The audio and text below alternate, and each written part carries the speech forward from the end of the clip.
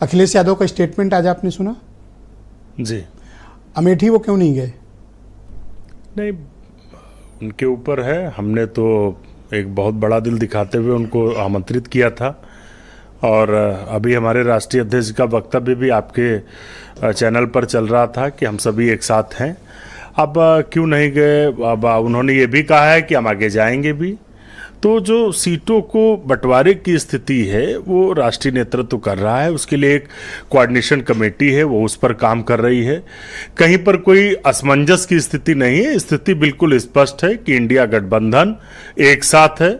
उत्तर प्रदेश में हम जो जनता से जुड़े मुद्दे हैं उन पर चुनाव में जा रहे हैं और उन सभी मुद्दों पर जनता परेशान है, क्योंकि अब ये हालत नहीं है कि 50-50 में हो।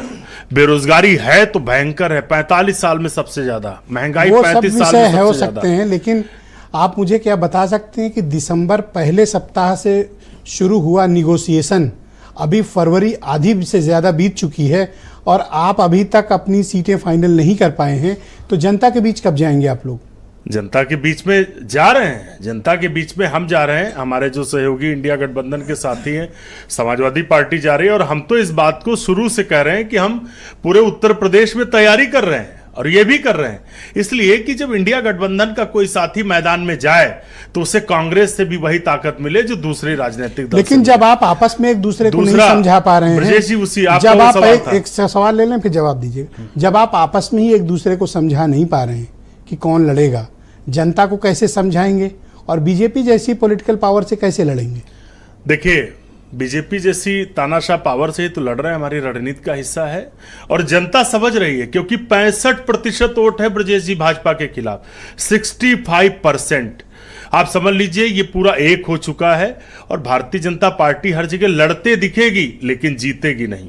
ये पल्लवी पटेल को क्यों बिठाया था बस में राहुल गांधी के साथ? पल्लवी पटेल जी नेता हैं, वो लड़ाई लड़ती हैं और जो इस समय सबसे बड़ा सामाजिक न्याय का मुद्दा है, जो भारत जो जोड़ो न्याय यात्रा है उसका एक प्रमुख स्तंभ है, तो उस मुद्दे से वो अपना इत्तेफाक रखती है। हम सभी को आमंत्रित कर रहे हैं, हम श्री अखिलेश यादव जी को भी कर रहे हैं, स्वामी प्रसाद मौर्य जी को भी कर रहे हैं। ये आपकी रणनीति थी या लापरवाही या फिर भूल? कोई जो है ना रणनीति है ना लापरवाही है।